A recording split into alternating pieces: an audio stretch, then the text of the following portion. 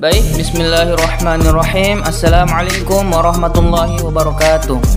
Alhamdulillahirabbil alamin. Assalatu wassalamu ala asrafil anbiya'i wal mursalin sayyidina Muhammadin wa ala alihi wa ashabihi ajma'in, amma ba'd. Pada kesempatan kali ini kami akan membahas mengenai materi pranata pernikahan dalam mata kuliah manajemen pengelolaan pranata keagamaan, yang di dalamnya beranggotakan yaitu Andi Umul Khair, Alfian Nur, dan saya sendiri Muhammad Akramul Insan.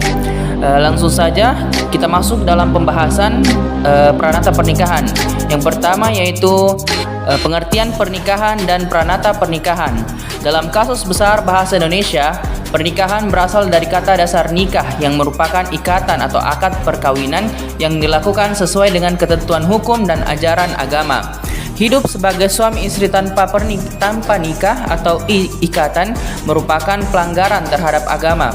Dalam bahasa Arab, pernikahan berasal dari kata nikah yang berarti perjanjian antara laki-laki dan perempuan untuk bersuami istri.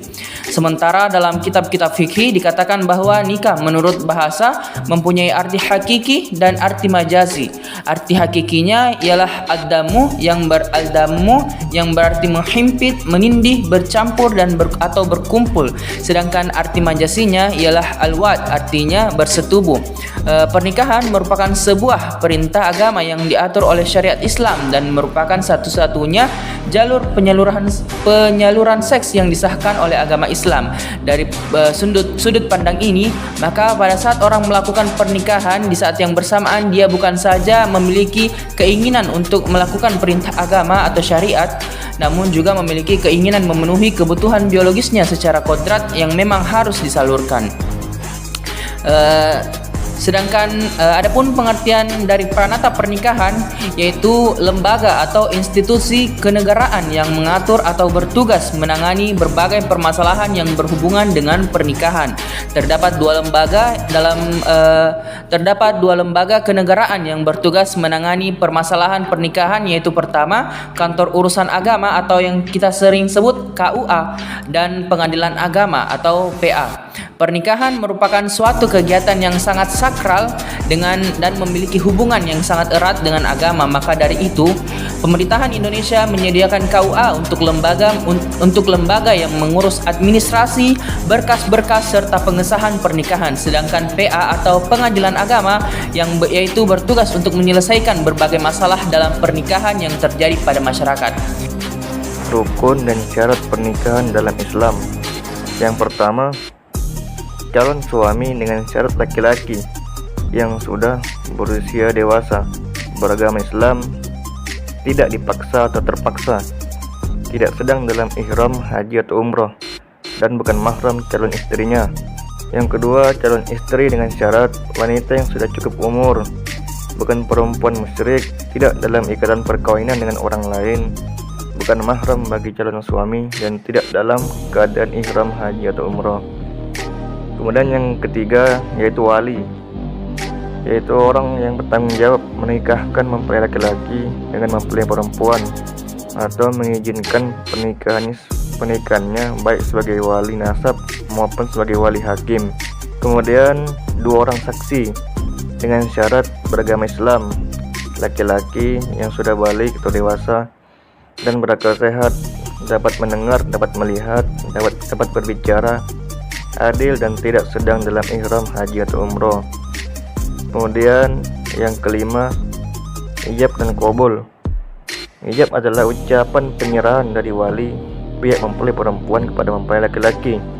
Qabul adalah ucapan penerimaan mempelai laki-laki sebagai tanda penerimaan atas penyerahan dari wali pihak mempelai perempuan. Hukum pernikahan dalam Islam.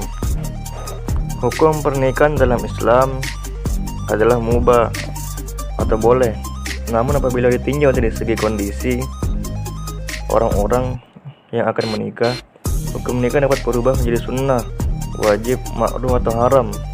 Yang pertama, menjadi sunnah bila menikah menjadikan sebab ketenangan dalam beribadah, mendapat pahala bagi orang yang mengerjakan dan tidak mendapat ancaman siksa bagi orang yang meninggalkan. Yang kedua, menjadi wajib bila menikah menghindarkan dari perbuatan zina, dan dapat meningkatkan amal ibadah wajib. Mendapat pahala bagi orang yang mengerjakan dan mendapat ancaman siksa bagi orang yang meninggalkan.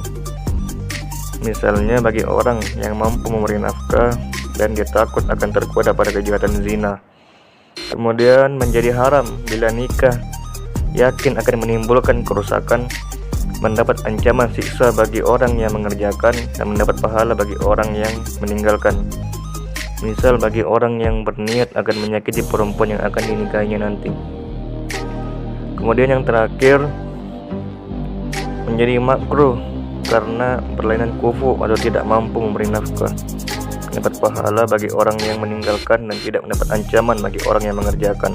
Adapun tujuan dari pernikahan adalah yang pertama untuk memperoleh rasa cinta dan kasih sayang.